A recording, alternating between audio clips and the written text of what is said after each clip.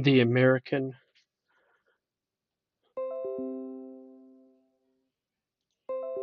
we had sound effects. Just making sure. All right, you got me. You got my audio. The American agricultural movement, or the American agriculture movement, 1978, presented by J.C. Lewis.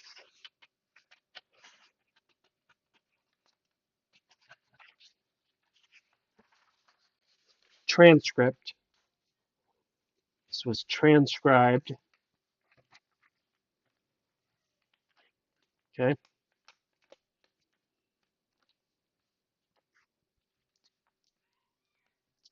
Very, very thick.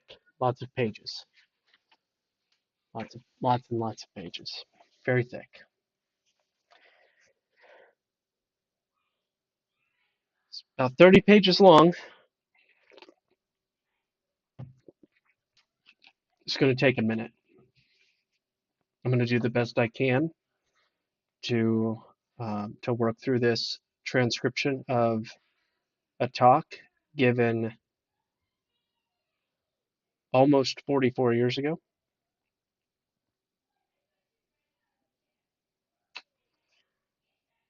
That has relevance even in our modern era. I got extra water back here, got other liquid, and in case I start crying, I got tissue. Here we go.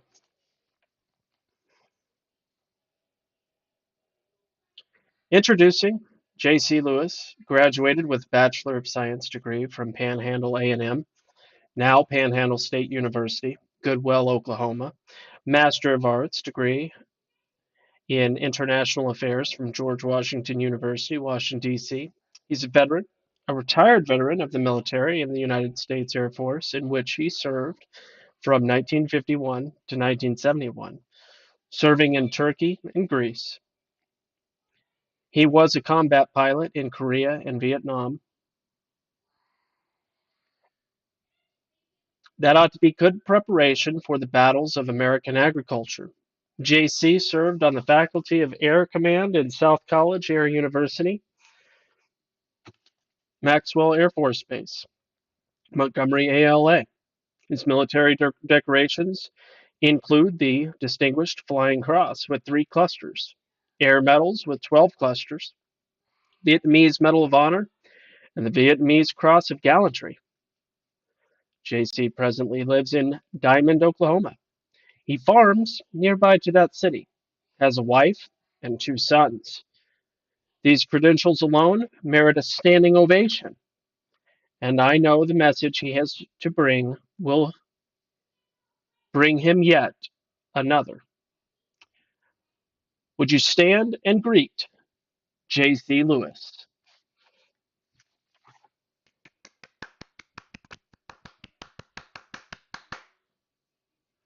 Applause. Yes, there was applause. Now, from here on out is J.C. Lewis giving his speech. Again, the American agriculture movement in 1978. The words of J.C. Lewis.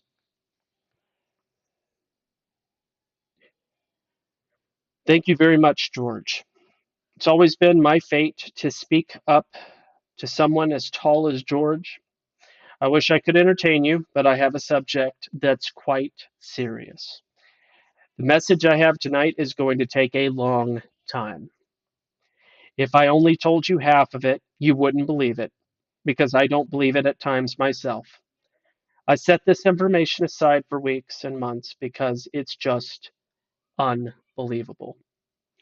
So you're not going to believe it if I just make some charges without giving you some proof. And to give you some proof, it takes some time. So bear with me. And I'll try not to skip anything. I'll try not to keep you any longer than I have to. Before I get started, I would like to introduce my son from Oklahoma State, Roger. Please see him down here. Well, before you hear this, I can say some of you are gluttons for punishment. I've seen several of you here before, so some of this will be old hat to you. You that have not heard me before, I think you should know something about me personally, so you know what kind of axes I have to grind, so you can properly evaluate what I have to say. First of all, I want you to know from the start that I believe in God. I love this country dearly, and I believe in the family unit, the basic unit of our society. And I'll do whatever is necessary to preserve these things, all three of them. If you lose a family unit as a basic unit of society, there is no one to teach patriotism and what God's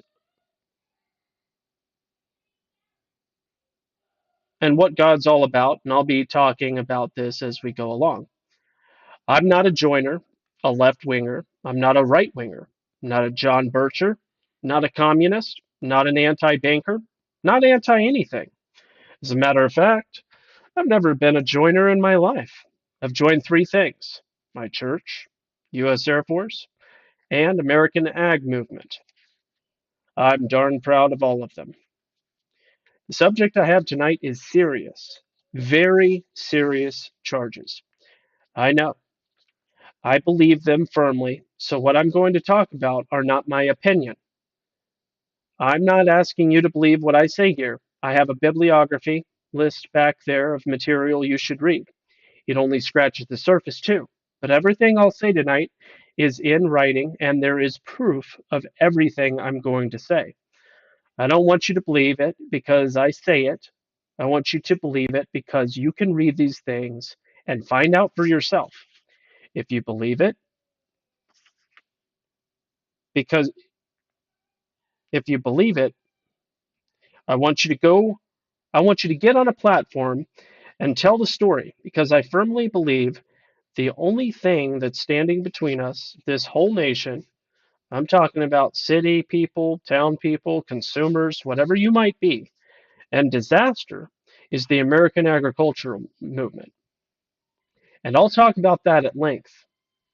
I also believe that if we got everything that American ag's been demanding tomorrow, that our work's just begun because the position we are in today is man made. It's not by accident. It's their one purpose. And if we win the battle, we still have a war to fight tomorrow for the good of the whole country. I'm going to be talking about the Trilateral Commission, TLC. If you're going to understand the TLC, you're going to have to understand some other things, like the Council of Foreign Relations, the Council of Economic Development, and the Rockefeller family. Because when you are talking about the TLC and the CFR, you are talking about the Rockefeller family. Because David Rockefeller is the chairman of the CFR. He's the North American chairman of the TLC. He founded the TLC, his brainchild. So we are talking about him. Going to talk about the short and long range goals of both of these organizations because you can't talk about the TLC in isolation. We're going to talk about how far along they are toward reaching these goals. And I can tell you right now, if you were using a 12-hour clock, it's about 11:55. And if that scares you a little bit, it scares me. But it's there. And I think you'll see what I'm talking about before the night's over. Okay, the TLC itself. Let's talk a little bit about it. And I'm going to refer to it time and time again. It's called the TLC, Trilateral Commission, because it involves leadership, primarily people of influence, either press, multinational corporations, or our government leaders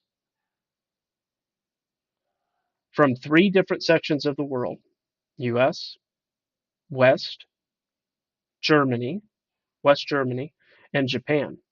There are a few Canadian members. Membership is made up of 200 members, about 70 from the US. Their plan is to have economic control and so over control, over control of the monetary system, food, and energy.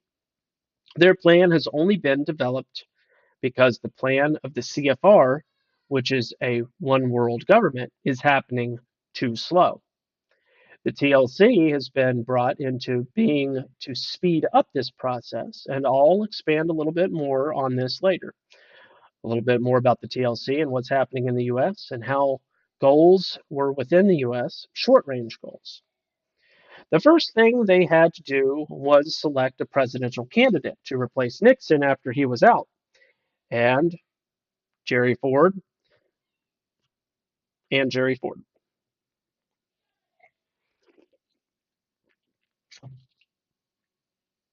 Okay. They had specific goals and qualifications they wanted for this president. Meetings started taking place about 1971 to pick a presidential candidate, and when Jimmy Carter was called into the office of David Rockefeller, he was also interviewing a fellow by the name of Brzezinski, who just happened to be the first director of the TLC. And he was interviewed and decided upon it as a candidate because he had some basic qualifications they were talking about, which included someone who was not of the in crowd that could restore the faith in the president of the US office, who would espouse religion, who would talk about the closeness of family ties, and so on and so forth.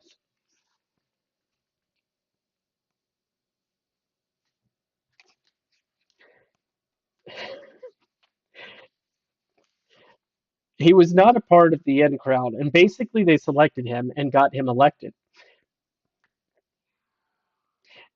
Then he was to appoint key members to his administration from the membership of the TLC. Of course, the TLC was formed itself. It was formed itself in 1973. I misquoted the date a while ago. In 1973, when they called the presidential candidate, okay, what happened when Jimmy Carter was elected? People did get him elected. He was completely unknown, which surprised me, and I'll have to admit that I voted for him. I wouldn't do it again, but he was elected, and in turn, about 19 members of the administration are members of the TLC, and had been appointed by Jimmy Carter in key positions. Let me give you some examples. The president, of course, they now elected him as an ex-member, was a member of the TLC. The vice president, Mr. Mondale, was a member. The Secretary of State, Cyrus Vance, is a member. Secretary of Defense, Harold Brown, was a member. The Secretary of the Treasury, Blumenthal, is a member. The Ambassador to the UN, Young, is a member. The negotiator of the Panama Canal Treaty, naturally, is a member. The disarmament negotiation leader is a member. The nuclear disarmament man is a member. Nearly all the undersecretaries of state are members. Most of the undersecretaries of the Treasury are members. And the list goes on. I will tell you tonight that if all these people were farmers or Jews or black people or anything else, it would be dangerous to have that many people from one organization in the key positions of this government. Is dangerous. Even if they're only practicing motherhood, it would be dangerous. But let me tell you, these are not farmers that are up there. And let me tell you, they are not preaching motherhood. It's extremely dangerous, I think. Now, so that we can understand how they fit into this program, let's back up just a little bit and talk about the CFR, Council of Foreign Relations, which is the grandfather of the Tlc Trilateral Commission. The CFR is made up of 1,600 people. It was formed in 1922, and I think you will feel like it is awfully odd that this organization's been in being so long and done so much, and nobody knew anything about it until the 60s. There have been two small articles written about the CFR since the 1960s, one by the Christian Science Monitor and one by the New York Times. In 19, I forget the exact date, when Governor Wallace was running for president anyway, he had access to the information on the CFR and was going to use it in his campaign. Therefore, the CFR became public through the mouthpiece of the New York Times. They admitted that they had strong actions in the government, but it's all for the good of the country, for the good of the world. And for all these years, nobody's known anything about it. And remember, there are 1,600 members. And from those 1,600 members, every presidential candidate since World War II, with the possible exception of Goldwater and Johnson, were members of the CFR. Not every elected man, every candidate. So it made no difference if you were voting for a rock pub or a rock demo. Except for those two, every presidential candidate since World War II was a member of the CFR. And yet not a one of us knew about it. Nobody knew about it. I didn't know about it. We're upset because there's 19 members of Jimmy Carter's staff are members of the TLC. But do you realize that Nixon had 124 appointees from the CFR? And remember, there's only 1,600 of them, and 124 are appointed to the government in Nixon's administration. That's a lot of people from one organization, but it's there. So, what are the goals of the CFR? So that you can see how this all fits into the program. You can read from their own publications and some that I would suggest you to read from. There's a magazine called Foreign Policy. That's one of the top publications of every university in the country. It's highly recommended by all, but it's the mouthpiece of the CFR. So read what they have to say. Write to the TLC. Ask them for their publications. They'll tell you their membership. What I've told you here is no secret. You can get it from them yourself. But the thing that's scary about the TLC, they're so in control, they are not afraid for you to know any longer. They can publish it. They could care less if you know about it. Whereas before, with the CFR people, you didn't know what was going on. This is how strong and how far along they are with their plans. That's what scares me. And we'll talk a little bit more about both of those in just a moment. Let me see if I can find a quote that gives you some idea of what they are saying of themselves and what their aims are. Okay, here's one. Monopoly capitalism is impossible unless you have a government with the power to strangle would-be competitors. The easiest way to control or eliminate competitors is not to best them in a marketplace, but to use the power of government to exclude them from the marketplace. If you wish to control commerce, banking, transportation, and natural resources at the national level, you must control the federal government. And I maintain they've been doing that pretty well. If you wish to establish worldwide monopolies, now this is not free enterprise. If you wish to establish worldwide monopolies, you must control a world government. And remember, in everything that you read, they will call it a new world order, world government. They'll push the United Nations in song. What they are pushing for is a one world government. It's the men I want to talk uh, about in the CFR. And we'll have to split this discussion a little bit so that you can understand the power that they have. Let me go now, go back to the Rockefellers. Because as I say, when you talk about the TLC and the CFR, you're talking about the Rockefellers. So you've got to understand the power that they have themselves, and then the power that they have using the membership of the CFR and the membership of the TLC. Now, you'll excuse me a little bit, but when I'm talking about these things, you understand I've got to be absolutely accurate. I'm talking about people that are very powerful, and I don't want to be misquoted, and I want to be exact when I'm talking about them.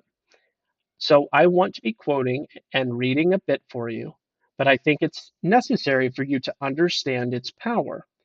I'll talk just a little bit about the personal wealth of the Rockefeller family, RF.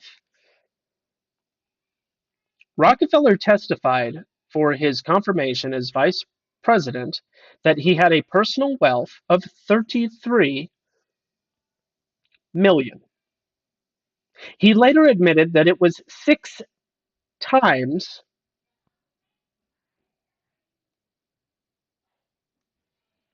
that in the same testimony. And believe me, there's a lot of difference between 33 million and 200 million. But that doesn't even scratch the surface. For example, he's got a $35 million art collection alone.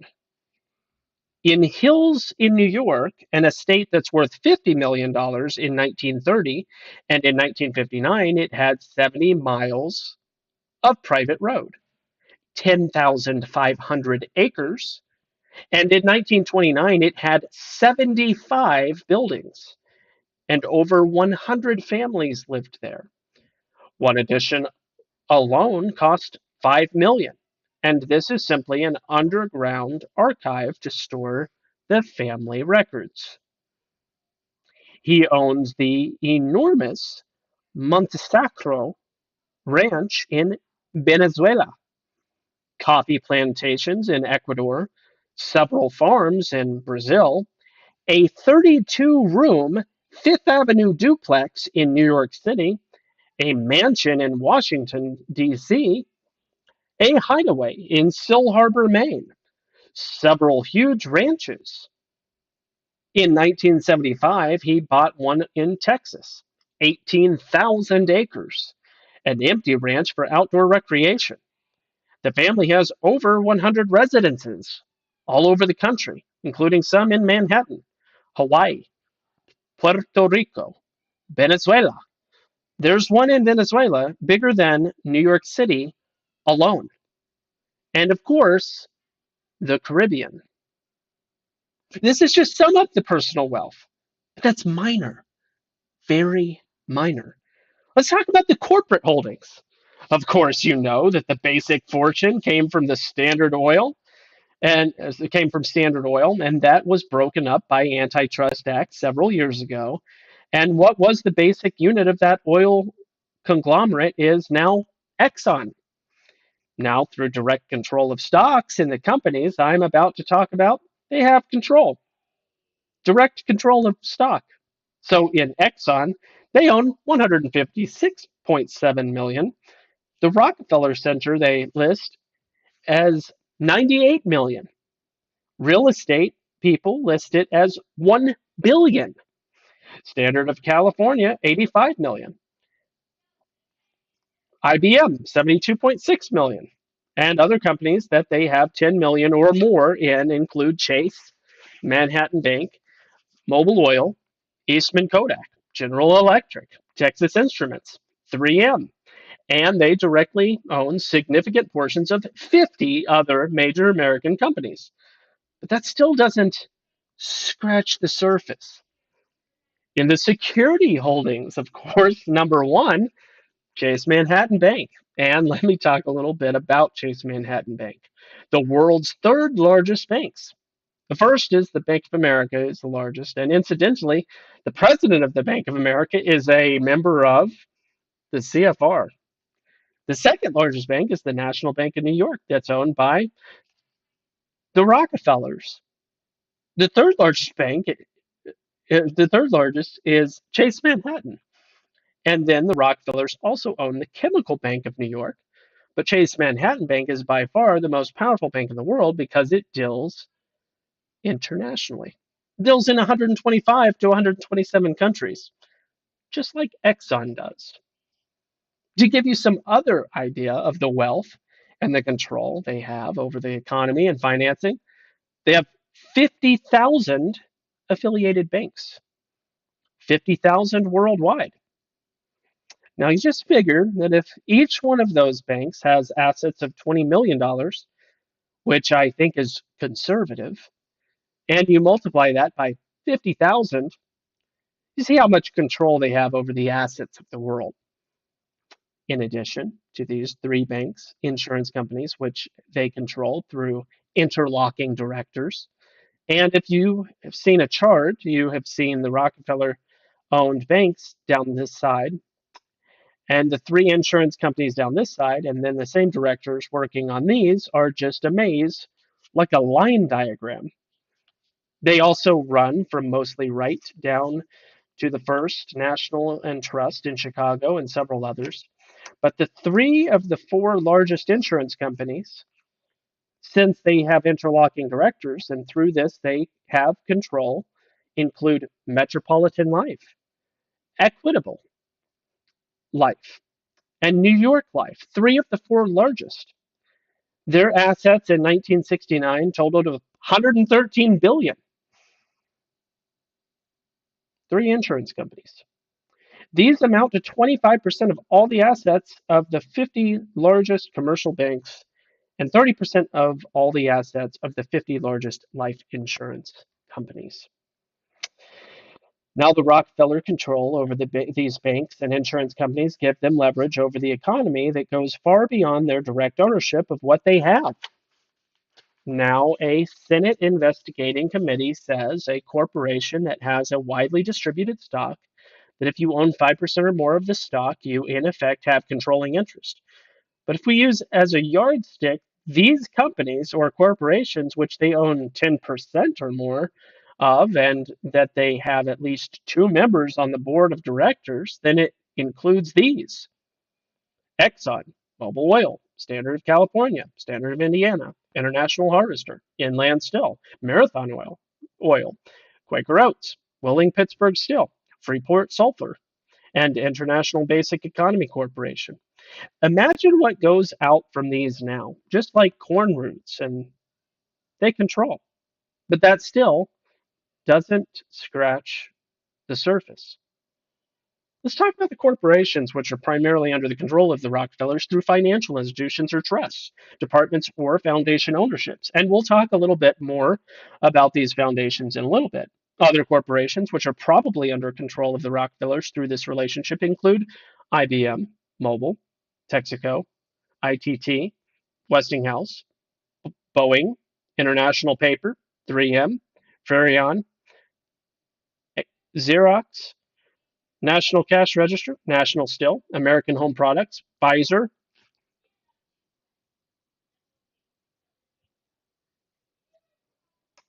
Ladies Avon. Transportations companies under Rockefeller influence include these: Penn Central, TWA, Eastern Airlines, United Airlines, National Airlines, Consolidated Freightways, and others that they have significant influence, but not enough to actually have control include these. Not enough to prove that they have control are AT&T, Motorola, Safeway.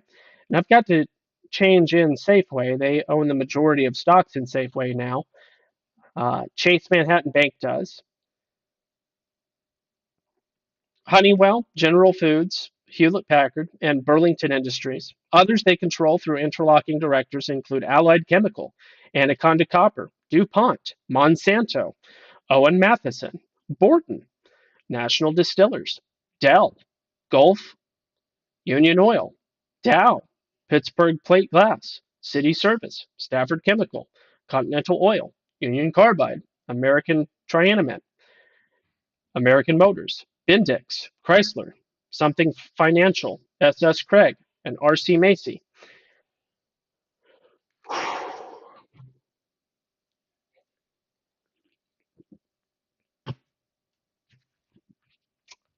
Again, I am talking about almost direct control. Now, if you take any of these corporations and send out their roots where they place tentacles on the rest of the economy, imagine where it goes.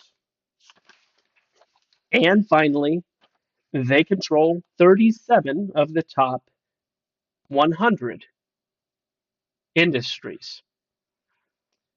Industrials, actually. My apologies. 9 of the top 20 transportation firms, the nation's number one utility, 3 of the 4 largest insurance companies, plus scores of smaller companies engaged in manufacturing, distribution, retail sales, loans, or investments. Now you consider the control over the economy that you have right there, and you add to this that he is the chairman of the board for all your CFR members. And how many of those people are chairmen of the boards of other organizations? And then you add to that the TLC. And who all is chairman of the board of that? In addition to what they already control, and you see what a grip they have on the economy, not only of this nation, but of a lot of nations in the world. And you also start to understand why it's important to them to have a one world government. Let me give you an example of why it's important to them. And of course, they think that one of the reasons that they're firm in is that they don't want any more wars. And I sure buy that. That sounds good. They back the League of Nations, and they back the United Nations. As a matter of fact, there are 64 members of the CFR that were the founding conference of the United Nations. Also, the Rockefellers donated all the land for the United Nations. Let me tell you, they were on the ground floor to start with. And it's a believable thing to say that we formed the UN because we don't want any more wars. And I agree with that. We sure don't want, but neither do we want to be taken over internally. And the reasons they give publicly, and the reasons they now are setting out as publicly, but was once privately, are entirely different. Walter Cronkite on CBS Reports on a show called The Rockefellers said this: the Rockefellers are the epitome of the nation's permanent establishment.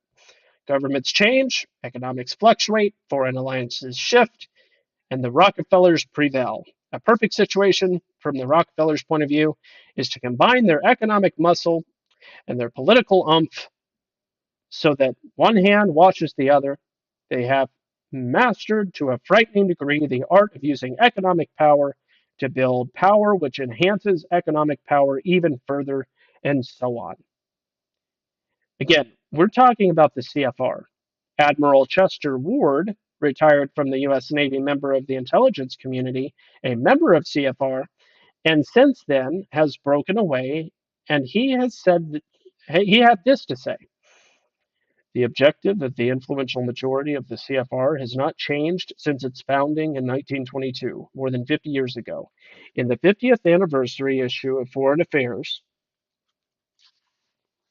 the official quarterly publication of the CFR, and remember, this is one of the prime periodicals in all colleges and universities, the first and leading article written by CFR member Seaman Brewster, Jr., entitled Reflections on Our National Purpose, says this, where he did not back away from defining it. He said, our national purpose should be to abolish nationality. Indeed, he pulled out all the emotional stops in a hard sell for global environment. He goes on to describe that the people of this generation are not America firsters.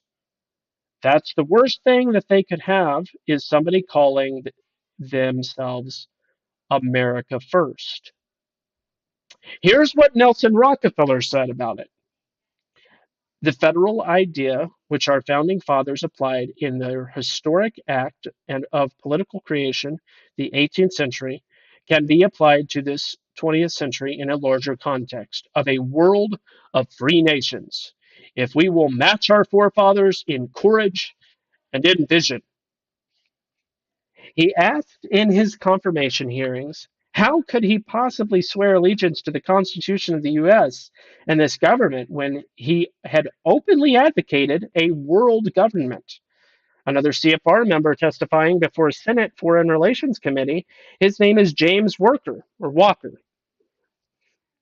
Worker or Walker, James, one of those two names. He said, "We shall have world government, whether you like it or not, by conquest or consent." That's testifying before the U.S. Senate. If this is what the people say about world government, that they want a world government, now let's see what they have done to take steps towards that world government. And I'm going to use some personal experiences here, and I want you to recall the same thing. And I think you'll agree with me. Back earlier, we were talking about our faith in God and a belief in our nation and our patriotism, family unit basically, and the basic unit of our society. I believe these are the things that made America strong. If you trust that, then the things that would destroy this nation would be destroying those three things. And with that in mind, if you'll buy that rationale, let's talk a little bit about what's happened to our foreign policies, to what's happened nationally, internationally, since World War II. The first thing that happens is we had a whole group of professors coming majorly from your liberal universities that happen to be preaching the one world government. And I'll talk in a minute about how they got control of those textbooks and how they got into being.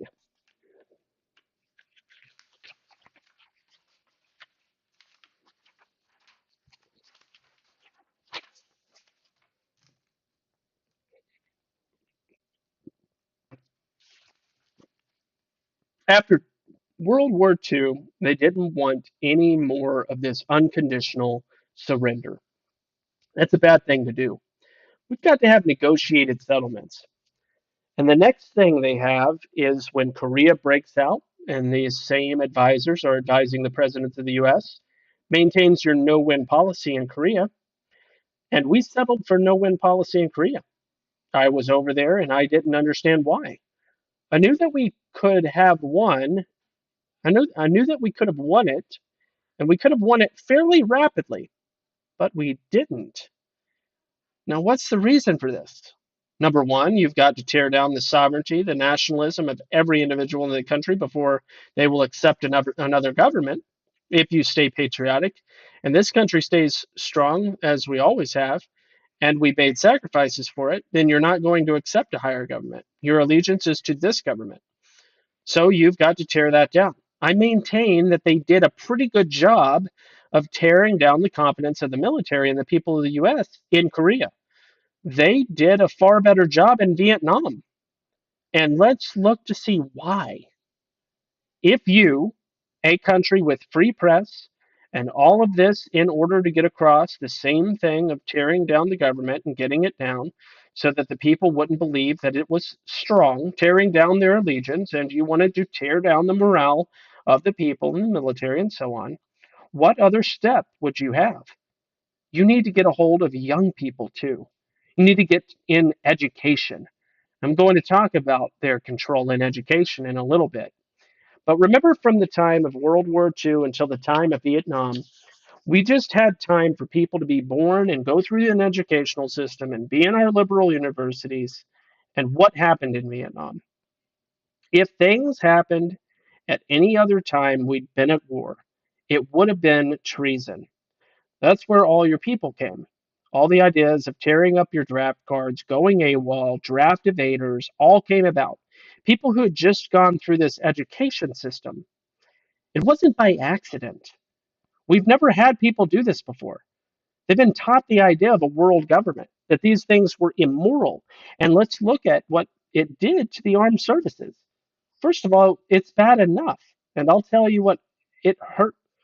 I'll tell you what hurt my pride was to go over there and to know that we could win this war at any time in 3 months and to leave as many good friends as I left over there was tough enough in itself. But to know that there were thousands of people back here that wouldn't meet their responsibilities to go along with the nice things in this country, that they'd ran across the borders to other countries, and then you add to that a full pardon for those people who won't meet their responsibilities. And what does that do to the morale of the military? What does it do to you? What happens the next time we have an international conflict and we start to draft people? Why do we have a full-time voluntary force that's inadequate? These things are not by accident. It's not by accident that they were pardoned. It's not by accident that they had the social makeup and the belief to do what they were doing. But it's dangerous. In the future, all a man has to do to get by with it is to say, I don't believe in that war that you're calling me to go for. I'll try to cross the border and stay over here, stay over there until it's over, and then I'll come back and be pardoned. So what have you got? These are things designed to tear down the morale, and I maintain it's not by accident. These are things from my personal experience that I believe are happening. Now, let me go back just a minute and we'll talk about the education and who I think has control of education. It's sort of an odd thing, and I didn't realize this. There's such a thing that's called the graduated income tax. We're all familiar with this time of year, but do you know where that really originated? Who wrote the graduated income tax? The Rockefellers wrote the graduated income tax. Their lawyers drew it up and presented it. Now, why in the world would anybody as rich as the Rockefellers want a graduated income tax? Simply because they drew it up and they had the lawyers smart enough to know how to get around it. Now you say, still, what good does that do? Well, I'll tell you what good it does. It drives all the rest of the competitors out who don't know how to get around them. So you thin out your competitors real fast. So this is one of the reasons, and they still get around it. They still don't pay the income taxes. But they found the side effect was even better than that, because the tool to getting around the income tax are called foundations and trusts. And this is what their lawyers use. And there's only a few of them really sharp enough to getting totally around this. But you see, in a foundation or trust, you can put half of your yearly income into this, and it's non-taxable. And all of the money that made through the foundation and trust is not only not taxable for income, neither is it taxable for capital gains. So what advantage does this have? When you put so much money into foundations and trust, and when you use the foundations and trust to buy stocks in other corporations, you've got tremendous advantage over other people. You've got a tremendous income every year that's non-taxable, and they found this very effective. What's that got to do with education? Well, there are three large foundations like this: the Ford Foundation, the Carnegie Foundation, and the Rockefeller Foundation. It just so happens through intermarriage and interlocking boards of directors, they control the Carnegie Foundation, and through interlocking directors, they also control the Ford Foundation. Okay, then what's that got to do with education? Simple. At the beginning of the century, the first 30 years of the century, the money that was sent to higher education in the US, over 20% of it was given by these three foundations. And it's considerably higher than that now. Over 20% of everything spent on higher education for the first 30 years of this century was spent by these three foundations. Now, here's what happened. And you'll recognize it as farmers.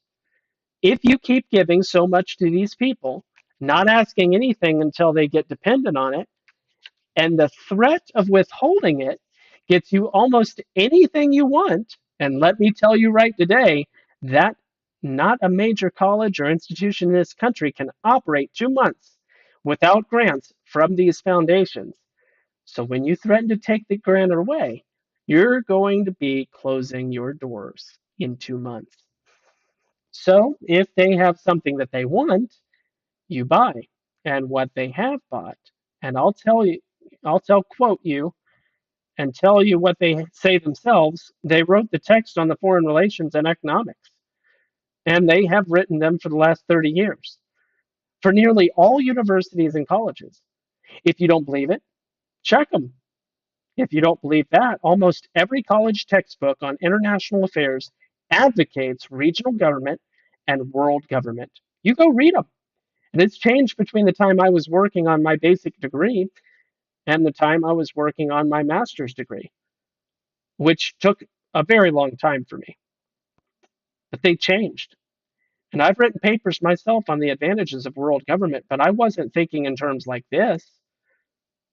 And I still wasn't thinking in terms until we started running into problems. We are running into this movement. Now, the same thing can happen to you as a farmer. You get so used to subsidies every year, and you're getting it every year from them.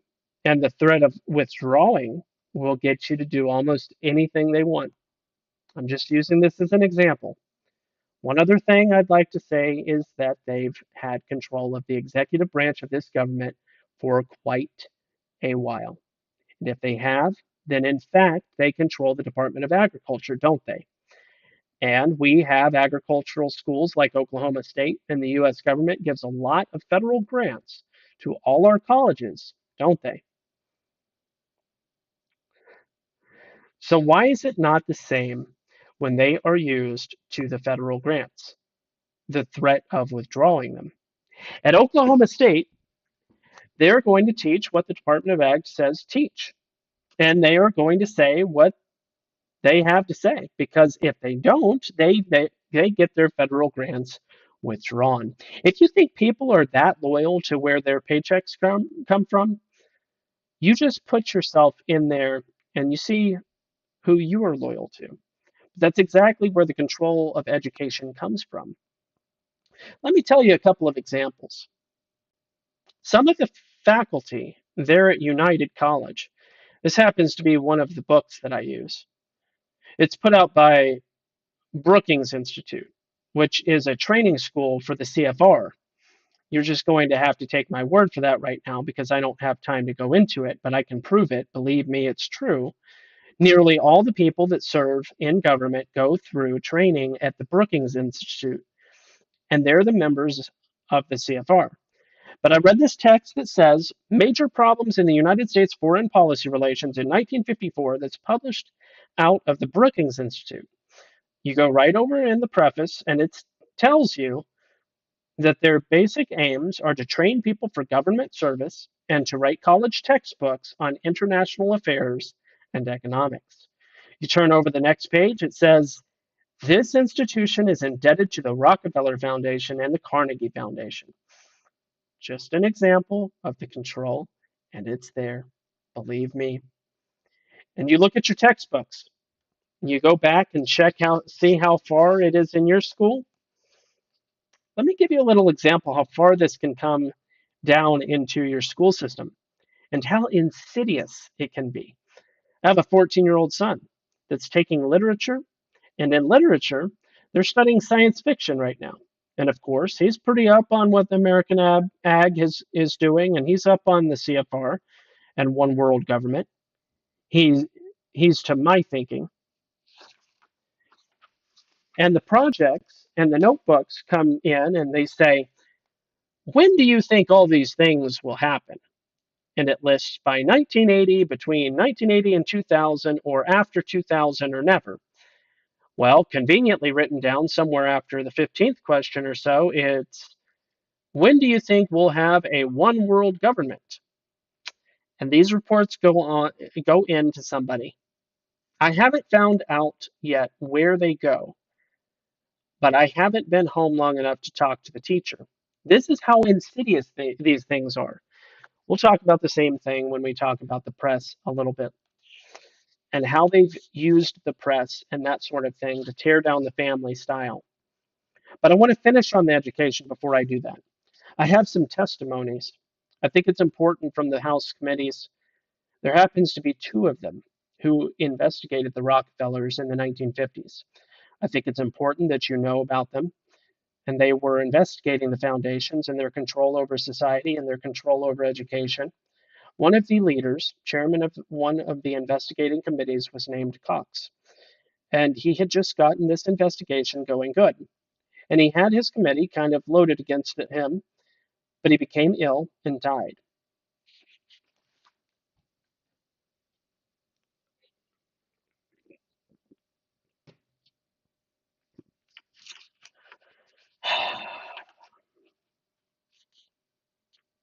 And the committee sort of whitewashed it, except for one man whose name was Reese.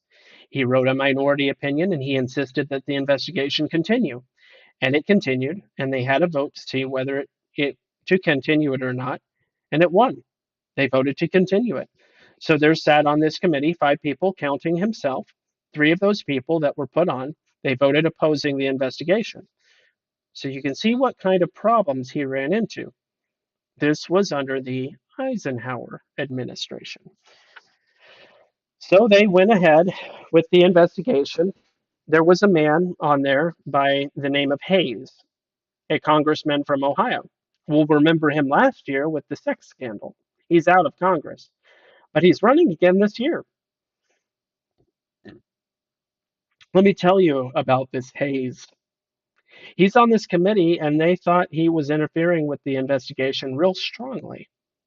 And this is right out of the House Investigating Committee. So they wondered what he was doing. So they followed him each day at lunch. Some people dressed up as scrub women in a hotel to see where he was going. They found out that he was reporting to the foundation directors every day at noon. Not only that, when the committee was in session, he did his best to interrupt everything they were doing. And let me give you an example. In one 185-minute session, he interrupted 246 times. He insulted the committee members, the witnesses, and so on, until he did get the investigation stopped and publicly admitted that President Eisenhower, a CFR member, had asked him to kill the committee investigating the Rockefeller foundations. That same man's running again this year in Ohio, Amos Hayes. But that's in the past. This thing we're talking about, and incidentally, there hasn't been an investigation of the Rockefeller foundation since then, because the man was politically doomed after this. To give you some idea what they say about the control of education, Mr. Rockefeller had an assistant by the name of Frank Gates, which was CFR member,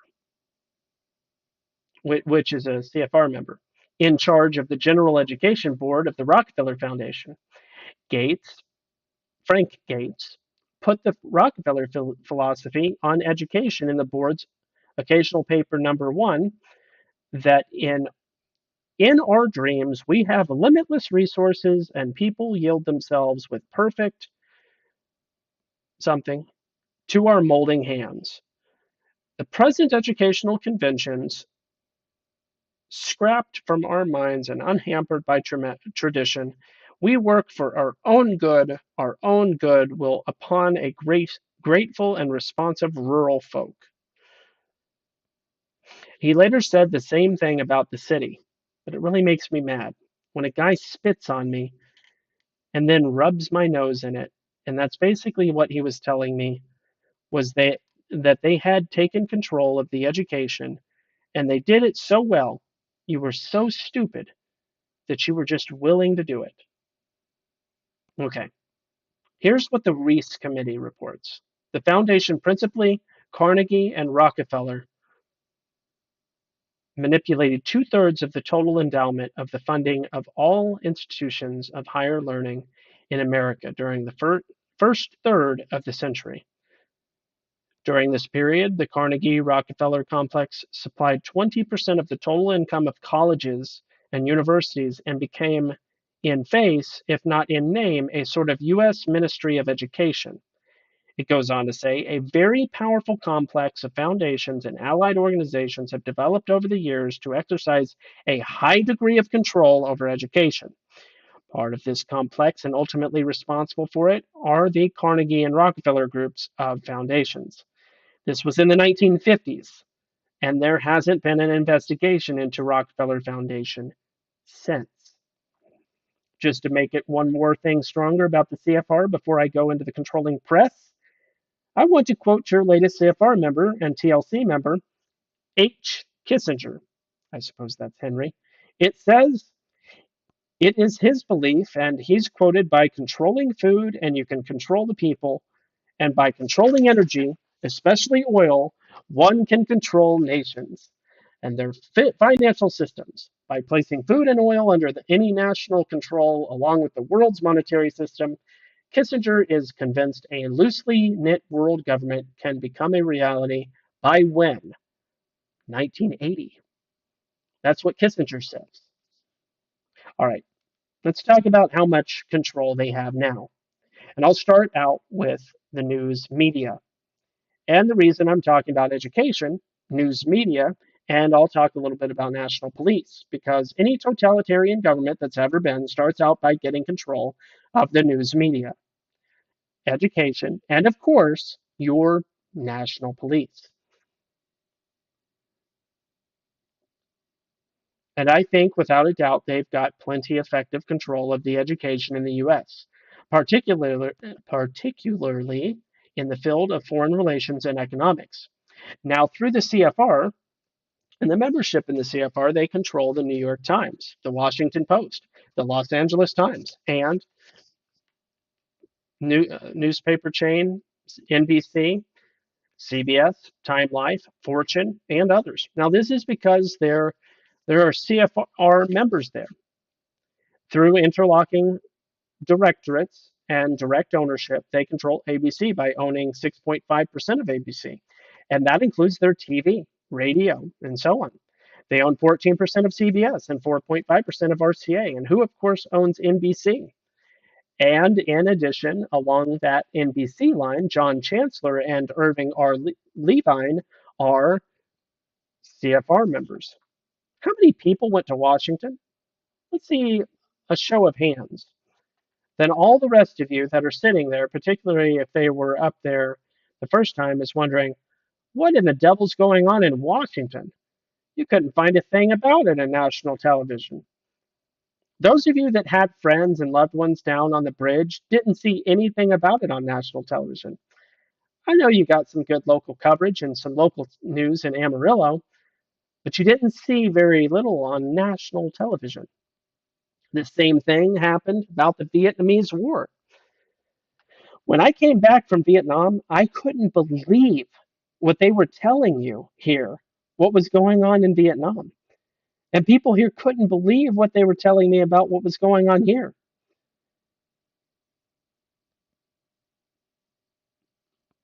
It's the same thing you're running into in this farm movement, is that you get told on the national press exactly what they want you to be told.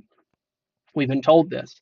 I don't know how many times my office has called the headquarters of NBC, CBS, and ABC to see why something wasn't on national news. They'd always give us the same excuse. It didn't rate number one priority. Finally, ABC just said, well, we've covered too much about you farmers anyway. It's just not important. We don't want it on there. So this is the reason why you're getting this sort of thing. Let me give you another example where Henry Kissinger is today, and I've clipped a little article out of Parade magazine. They asked a question, why do they call Henry Kissinger at NBC King Henry? And the answer happened to be, they call him King Henry because he's there to advise on foreign relations. And if you want to discuss foreign relations, you can kneel down and kiss his ring, and you might get it through. For this, he gets 1.5 million. He's made one appearance on TV. That's all it calls for, and it was a flop. But I'll tell you what he's there for. He is the Trilateral Commission censor for NBC. And if you want it on NBC, if it affects NBC, or if the TLC adversely, you're not going to get it on there. But the same thing's true of other major networks, and we can talk about some others. 60 members of these 600 CFR are engaged in journalism, and these are at the top, not down the bottom. Another 61 more are in the communications management field. You can see what importance that has for the news media. 121 of those 1,600 members are directly related to communication media at the highest levels. Now we can go out and get things in your local newspaper and get it on your local TV, but when it has to go to that editor at the top of the rung, If it's not what they want, it's going to get cut out. New York Times alone has 11 CFR members on its staff. The Washington Post owner and publisher is a member of the CFR. Others with CFR interlocks include the Arkansas Gazette, the Des Moines Register and Tribune, the Janet Company, which has 40 newspapers, Houston Post, Minneapolis Star and Tribune, the Denver Post, the Louisville Carrier, and they also control the Associated Press. Of course, RCA and others. Times owns Little Brown and Company publishers. They also own 300,000 shares of MGM. And this is where your movie your movie control comes in. 600,000 acres of timberland. They also, with partnerships, own media in South America, West Germany, Hong Kong, and Australia. They own 30 television stations. They're in all the phases of communication. It's a CFR member that started them. His name is Henry Luce, or Luce, or Luce. He's been an original CFR member. Now let's talk about that movie and television thing. A thing I've started to talk to you about in the past. Remember, we talked about tearing down the family relationships. This is exactly why you see on TV a little love story that starts out like Dr. Welby, one of the best family movies in the whole country. TV series, then all of a sudden, after getting one's attention, everybody's watching it, his doctor brother starts living out of wedlock with another lady. And then it goes from bad to worse. And then all of TV gets flooded with this. Every show you see this is happening. And what does this tell your youngster? It tells them that that's what society believes in, that it's all right to do this. And what does that do to the family life in this country? It completely breaks down the family unit when you have children born out of wedlock that don't know what a family is. And this is how insidious this thing is. So watch for these things that slowly are tearing down your nation, your confidence in it, either your family or your right to worship or the country's patriotism. Now let's scoop on up. I think everybody recognizes the control they have over the news media. Now let's talk about the National Police Force. And here I'm talking about my personal opinion. Everybody understand this. I'm talking about personal opinion. I'm going to talk a little bit about the CIA, personal relationships, some things I know about the CIA. Now, don't get me wrong, I believe we ought to have a CIA. I think it's a good and important operation to have. It has done good work in the past, but it ought to be done under direct control of people you know and can trust. If you don't know anything about the operation of the CIA, there's a few people in Congress that are interested to know what the budget for CIA is. This is good. It needs to be. Because if the budget for the CIA was made public, every nation in the world would know from this budget how large their operation is and where that is, or where and what it is. You find out a lot from a budget. And I agree with this. But I think we ought to be very careful who those people are who know what the budget is. I've worked with the Defense Department budget, and I have a pretty good idea of what the nation's whole budget is. I've seen the CIA operation fairly close. I know what some of these things they're spending, and I'm telling you from my personal opinion that I don't believe 10% of the money for the operation of the CIA comes from the national budget. Let me assure you, I'm talking from personal opinion. I was in Vietnam, and in Vietnam alone, you people who were there, you know about Air America. Air America was totally and completely a CIA operation.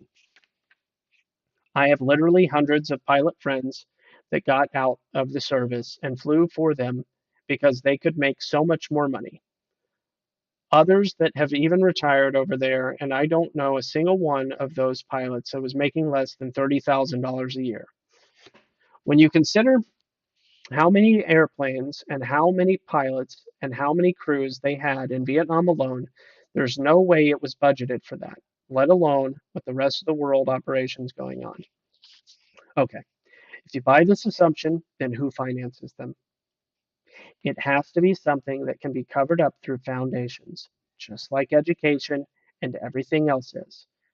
This is the only way you could do it and get by with it. The thing that I'm saying is dangerous, and is you're going to be loyal to where your paycheck comes from.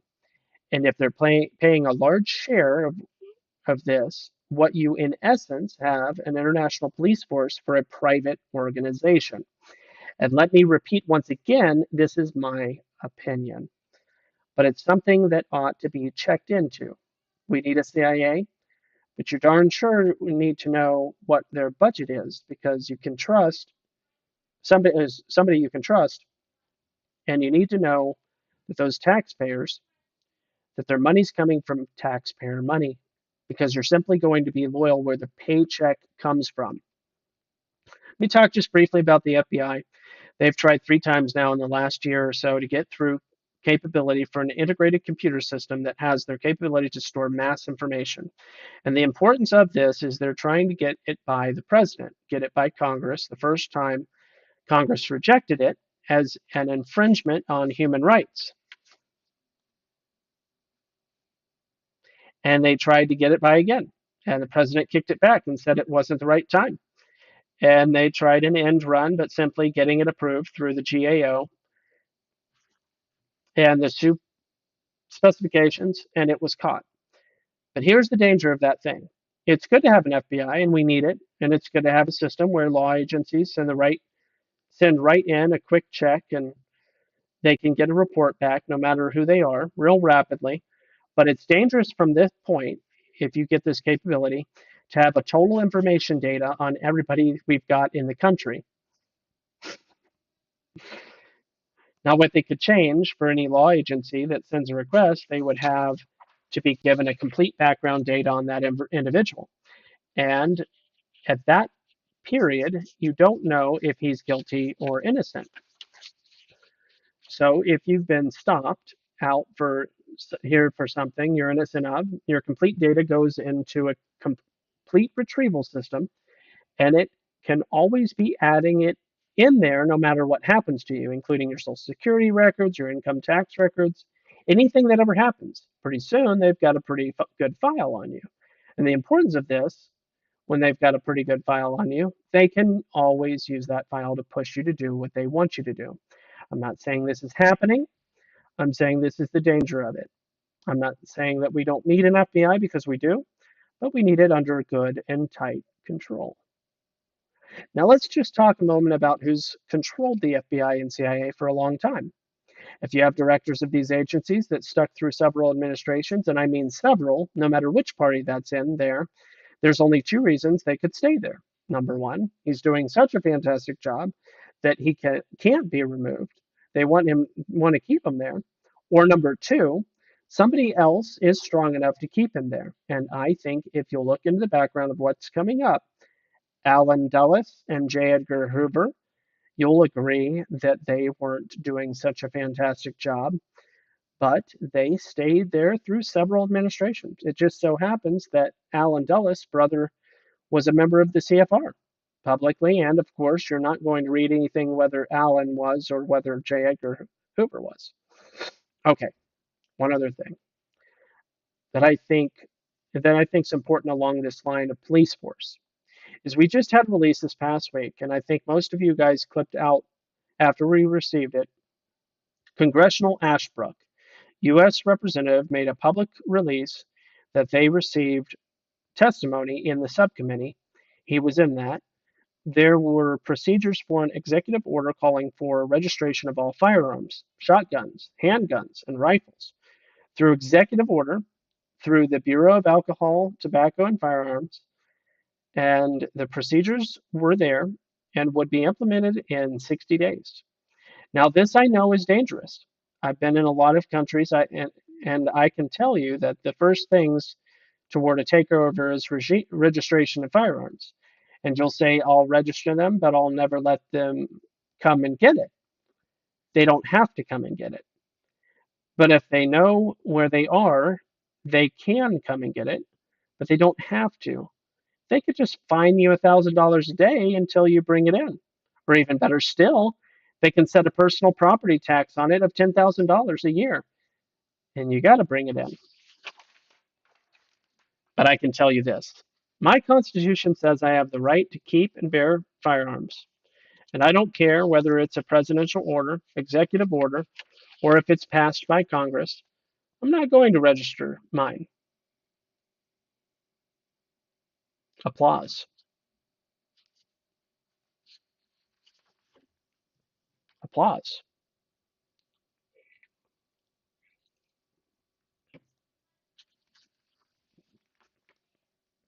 And I hope none of you do either. But there will be a lot of people that do it because they'll think it's all right to register, that there's no danger. But the danger has happened when you register that firearm. Those of you that have come across from other seas, have lived under totalitarian systems, you know what happens first. And I'll just leave it to your imagination because when I've talked to you about the National Police Force, it's been my personal opinion, but I want you to think about it to see if they do possibly have some control. Now let's finally get to the TLC. Everything I've talked about up to date, we've been talking about CFR and talking about their goal toward a one world government. Now, if you accept that and it's going too slow, then you understand why we've got the TLC, the Trilateral Commission. Their job is simply to speed up the process of a world government through control of energy, food, and monetary system, and to create crises in these three systems and then get control of it. And I'm not going to talk much about the monetary system because it's so complicated. It takes hours. As a matter of fact, everything I'm talking about could be a 3-hour class in college. But the monetary system is real complicated. So I'll just simply say this. Watch what's happening to the dollar. Watch to see if there's crises in the monetary system, and be it known that the CFR member who took a lot of things away from our military service when he was Secretary of Defense happened to be the head of the World Bank, and his name is Robert McNamara. And the World Bank already has an international monetary system printed called Bank Card. And then watch what happens in the monetary system. I just don't have time to delve any deeper, and it's an extremely complicated process, but watch what happens in the international monetary system. Let's talk about energy real quickly. I'd say that their control of the oil portion of the energy is complete. If I read you a list of the oil companies that we had before, they pretty much have control of that. From my own personal knowledge, when we say that OPEC raised the price of oil, you say the Rockefellers raised the price of oil, because I can tell you again from the personal experiences that the oil companies run the Arabian countries. Let me talk on just a minute. It happened to be my job while I was in Turkey to monitor all the overflights of Canadian and US airplanes in the Middle East, Africa, and so on. And a part of your job over there is to get diplomatic clearances for every important person to fly over those borders and to get diplomatic clearances. You get it from the US Embassy. But to go to get the clearances in the Arab countries, we didn't go to that country or their embassies or anything else. We went to the oil company because the oil company runs the government, and the only ones that have the knowledge. Got all sorts of people over there that know nothing about oil but political scientists. They're assigned they're assigned over at the oil company to advise these people.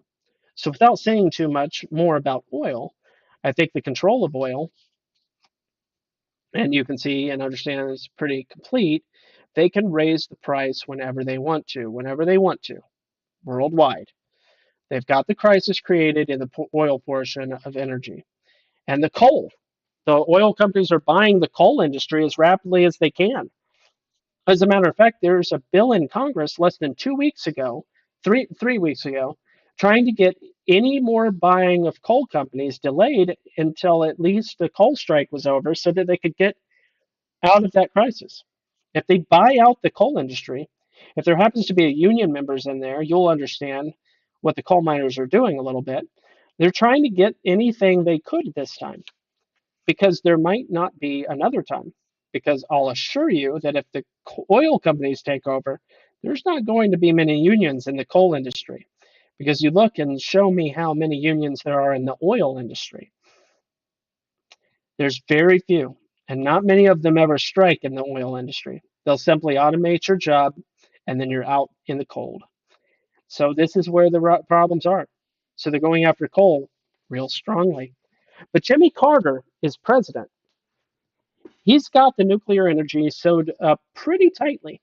He doesn't intend to develop that. And why? Because his boss happens to be the boss of the Trilateralists by the name of David Rockefeller. So you watch anything that Jimmy does, you can directly explain to this. Let me give you one outstanding example that's going on right now. There's only one democratic country in the Middle East, and that's Israel. They've got the big thing going on with the Arab states, and we've been calling human rights. And if that's what we really believe, we'd be backing Israel. And let me give you the background, and let me tell you what's going on with this. So, let me tell you who's going to win this. Number one, when OPEC raised all these oil prices, all of us paid a little bit more, didn't we? All of us. So somebody stood to gain. Now, when the Arab countries get all this money that went flowing back to them, and that's oil, they're buying. In other words, they're importing some goods, but from a very few people. So there's very few people that make tremendous profits that are made up from a whole lot of us. And these people that are doing a real lot of business with the Arab countries right now happen to be Coca-Cola, whose chairman is a member of the TLC, Bendix, John Deere, Caterpillar, Fiat, Nikon, and Toyota. All of them are members of the TLC. The one thing they have done that's pretty smart, and here's where your control happens in the Middle East right now, the Arab countries, Saudi Arabia alone, has an excess of $26 billion a year above what they spend. It's enough to buy every stock on these exchanges that we have in 24 years. In 24 years. They have a lot of excess money, but they're using it pretty wisely. They're putting it, of course, into American land and that sort of thing. But they're also putting it into American banks. A large portion of it, a lot of it, is at Chase Manhattan Bank. They're not as dumb as people lead you to believe.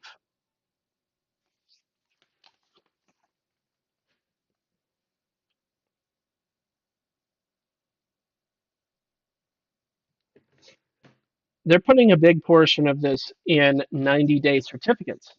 Now, why in the world would they put it in 90-day certificates? Well, simply just this. They know that Jimmy Carter was put where he is by one David Rockefeller, and any 90-day period, they can yank so much money out of the Chase Manhattan Bank and throw it into a crisis. By this threat, and with the power that David Rockefeller has over Jimmy Carter is going to push the Israelis to take the position that the Arabs won't. Now, you mark my words, and rightfully, if we're saying what we admit, and that they're really backing human rights, we'd be supporting the only democratic country in that area, Israel. You watch what happens. I submit that they have pretty close control of energy. They can create crisis energy anytime they want to, and why would they want to do that? If we have an energy crisis and people go cold a time or two, you're willing, and somebody tells you, see, if you had some kind of international control, this wouldn't happen. And everybody runs out and says, oh, good, let's have some sort of control through a world government, a world agency. This is what you use a crisis for. And they've got the capability of doing that right now. Okay, how about food? If you cut off food, and this is where American agriculture comes in, after all this long story, what about if you control food? This is one of their things, and how can they do it? Well, number one, if they keep you broke, and keep you broke long enough, you're going to have to give up your land. And who's got money to buy it? Not another farmer. Big corporate interest and foreign interest. Let's talk just a little bit about that. I happen to have a list here of farmland sales, and people may not realize what's going on. And the reason why they're wanting to buy this is the dollar is devaluating so fast that they're losing money. They've got a lot of dollars. They want to put it in something that's not devaluating. And what's the best thing that they could put it in? It's foreign land. In Oklahoma, it happens to be illegal. If you're hearing of any foreign land sales of American agricultural land, if you let the Attorney General know, he'll want to know about it immediately. I know of two today that were informed of him today. One Arab, one Japanese. But if you hear of any, I think everybody would like to know. Also, GAO would like to know because they're traveling the country right now looking for these. So here's some examples of what's gone on in the last year in the foreign land sales. Liechtenstein, of course, everybody knows his 10,000 acre farm in the Texas Red River area. Brucanese has a 12,000 acre farm in Illinois. The Metronics have a 2,135 acre in Iowa. Japanese Kikumo farms in Wisconsin, 2 million acres of American forest land, and hundreds of thousands of coal and ranch land. I wanted to give you a little example. Do you know this is the only country in the world that produces redwood trees? And yet there is not one stick of lumber sold in this country, redwood, that's not imported.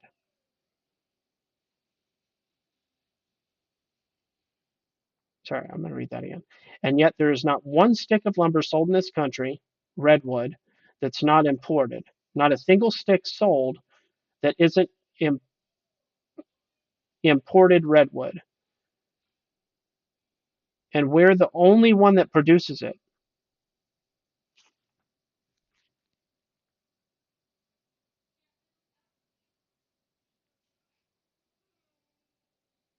If you listen to the Jerry Linton film, that's the source of that one, but it's bought, taken out past the 200-mile limit, processed, and brought right back in as imported.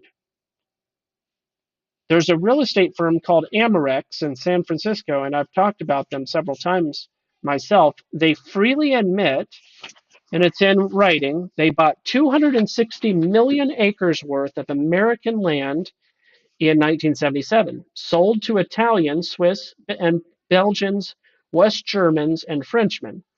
He's very proud of the fact that he gets 100 inquiries a day from interested foreigners, and he now has one of the world's largest banks and one of the world's largest investment houses. And he's standing by not with 50 million, but with $50 billion to invest in prime farmland. But they won't buy it unless it's in $1 million blocks. Examples to foreign investors in 1976, Daniel Budini of ECO Realty sold 200,000 acres. In 1977, he doubled it. Northern Trust of Chicago will release no information because of their bank's client relationship. But in 1976, their annual reports, they show that they are managing 460,000 acres in 35 states, but owned by foreigners. But I do have their plans put out by the Council of Economic Development by the same people that I've been talking about, and it calls for reducing the farm population by 500,000 people a year for 5 years to get it down to below 200,000 to 300,000 farms. And I won't tell you more about that, but the study is in my brief case, and you can read it. There is not a single farmer on there, but the closest thing to it is the owner of King Ranch. The head of the Council of Economic Development, CEO, is the chairman of the board of the Sears Roebuck, and it happens he is also a member of the TLC. But that's the plan for the farm, and it's spelled out complete right there by the CEO. Let me bring in another aspect to your attention about the control of food that you might not know. You know they are trying to get your farmland. But let's talk about another aspect of the food industry. All these corporations, all of a sudden, they are all diversified, and all of a sudden, they are diversified into food business. Let me tell you, give you some examples. Through interlocking directorates, Gulf Oil is interlocked with General Foods and Ralston Purina. Mobil Oil is interlocked with General Foods and H.J. Heinz. Standard Oil of California is interlocked with American Potato and Basic Vegetable Products and Broadway Hal Stoffers. Arco is interlocked with Lincoln County Livestock and Diamond A Cattle. Phillips Petroleum Company with Campbell Soup. Cisco with Kraft and Campbell Soup. Oil with A&P Stores and Carnation. Standard Oil of Ohio with National Biscuit. Another company with Borden's. Safeway is controlled by Chase Manhattan Bank. And I've just got to say a thing or two about Chase Manhattan Bank and about Safeway.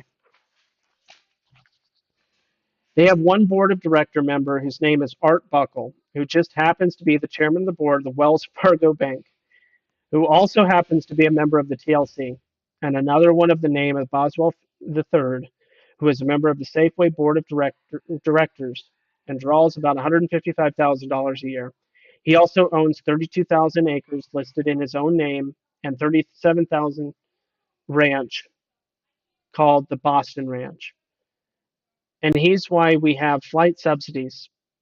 In 7 years, while he's drawing this $155,000 salary, he collected $21 million in subsidies. And he really needs them bad. But that's an example why American agriculture fights subsidies. And that's come out of taxpayers, and not much of that tax came from the Rockefellers.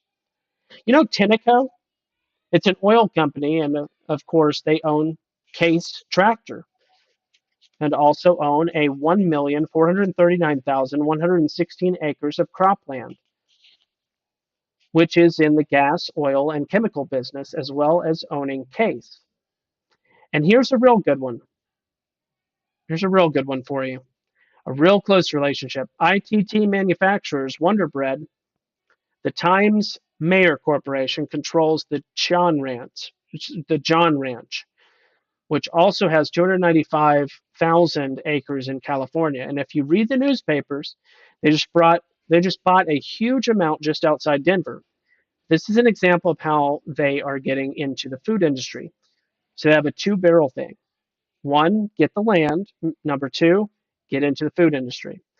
I've told you about all these things now about they got control of education, perhaps the police force. Now they control the news media.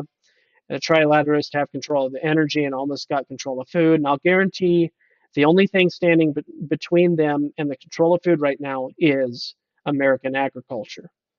Nobody else really knows, and a lot of people don't actually care.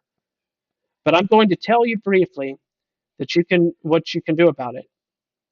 And this is the thing that you might not understand, and I know the Lord's been behind this organization, so many things. I think they were behind us in selecting parity, because 100% parity is the thing that will absolutely blunt this movement. And you might think that that sounds ridiculous, that we've just made it fit for our cause, and maybe it's only accidentally that it did, but let me tell you what 100% parity would do to these people. Number one, if you got 100% parity for 2 to 3 years, you would maintain control of your land, get back out of debt, and might even get to the point where you didn't have to borrow $150,000 to $200,000 a year to operate on. And when you multiply, let's say a lot of people are having to borrow this, I have to operate. I've been losing it as fast as I borrow it. But you multiply that by the number of farmers in this country, and you add up the interest, and who gets that interest? I'm not talking about your little banks. You know how much interest was paid on small businesses. I'm not talking about government loans, but business and farmers in the past year. The interest paid alone by businesses and farmers in this country amounted to 4 times what our agricultural products were worth.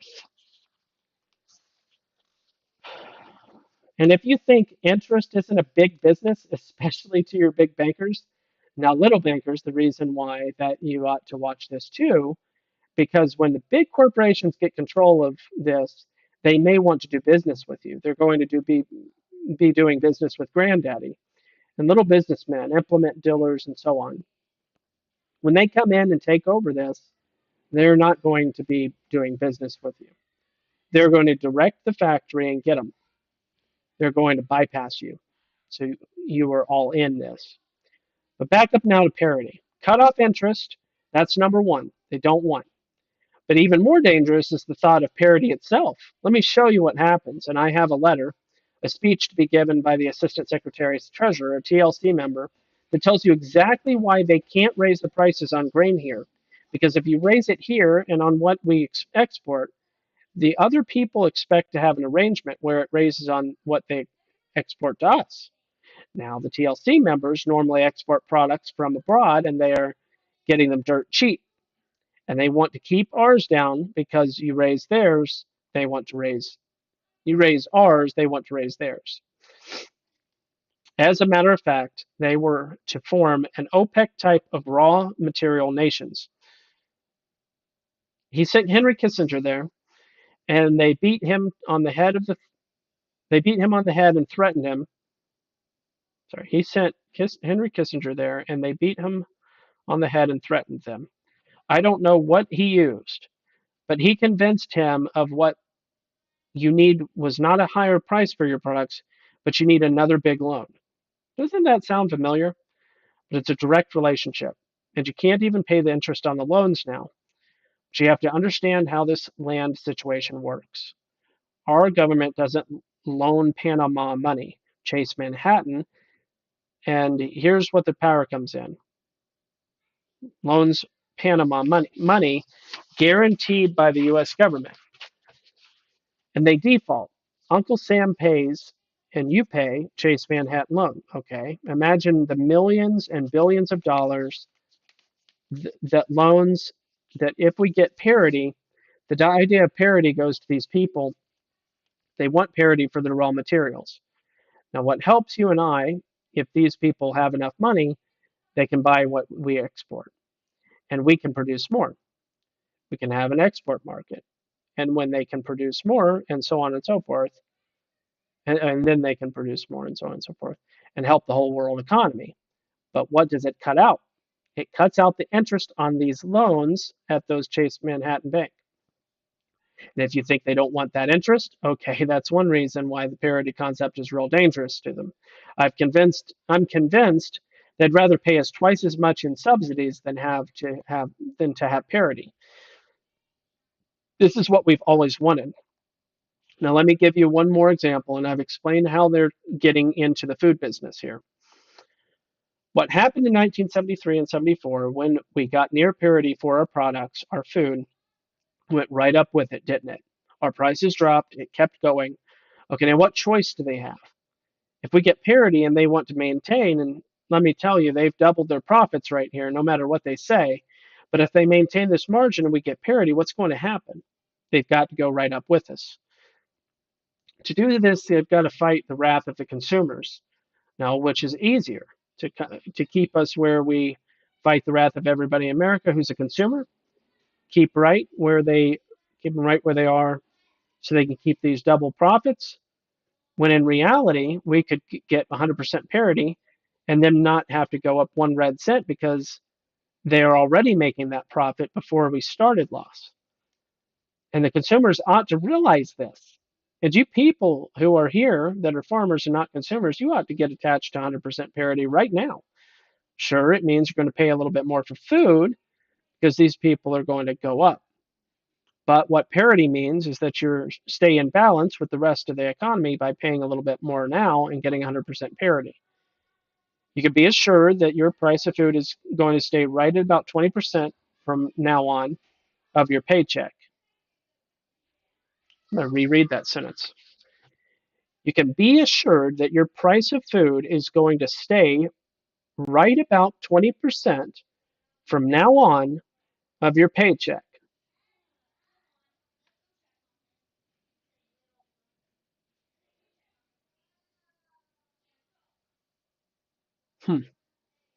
I maintain, just like Arnold Paulson, that you consumers and business people ought to push the farmers to take 100% parity if you have to call out the National Guard and make him do it, because it's the only salvation you've got. You guys have to get active in politics. You're going to have to put people up there that will fight your cause. How long can you sit on the sidelines? Let us get in the shape we are in now. You're going to have to get active and stay active. Active in your churches. You're going to have to do a lot of praying. You're going to have to insist that television and this sort of people put things on that's conducive to keeping the family as the basic unit in our society. Type of things you're going to have to do. And you're going to have to pray hard. Because like I said, I feel like our 12-hour clock is close to the 11:55 mark. And the only person right now, 100% parity is going to slow them down. American agriculture is the only place standing there right now. It's going to slow them down some, but it's not going to stop them. Every one of you is going to have to get out here and talk about this. You're not going to get it on national TV. You're not going to get it on the national press. You may get some local coverage, but the only way you're going to tell that story is like right here and one or two people at a time. So get yourself propped up and get out, talk about it. Don't do it because I said here tonight, but get a copy of one of these bibliographies. Go read it for yourself. Find out what's going on. Then if you're convinced, do something about it. It's been a long, long night. Been a wonderful audience. And I thank goodness that you're here. I've enjoyed being here. And if there's anything we can do, any questions that you'd like answered, I'll be around here. Thank you very much. Applause. Again, this was a speech by J.C. Lewis in 1978. J.C. Lewis passed away in March of 2020. You can look him up. He's a very interesting person. And he gave quite the speech that night. He was quite prepared with his data and his details. And that's the most I've ever read on a live stream.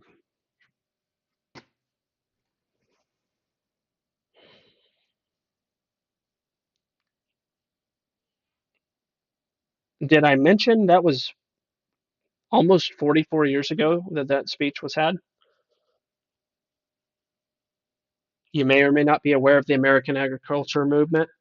You may or may not be aware of the tractorcade convoy that took place alongside that. You may not be aware of those things and what was going on and that he mentions in the paper.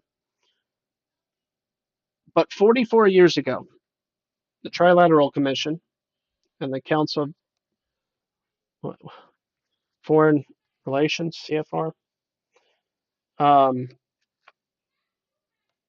Council on Foreign Relations, and the other, organizations and stuff. The Council of Economic Development. You think those things are just gone? You think they're not applicable anymore?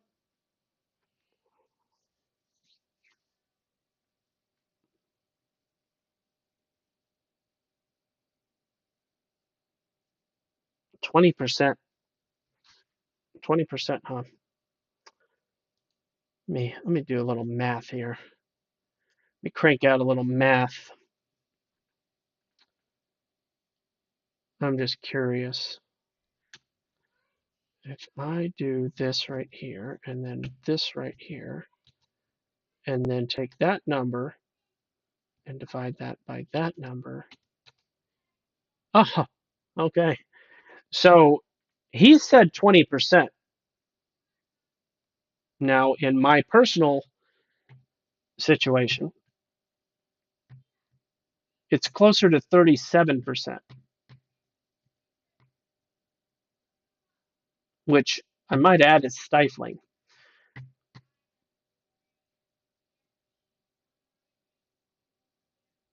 So what percentage, he suggested that 20% of your income would be going towards food.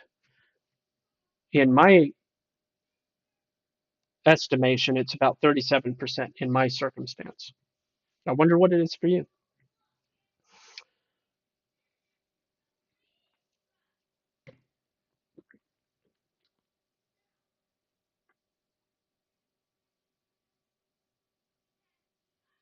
Well, I hope you enjoyed that narration of a transcript of a speech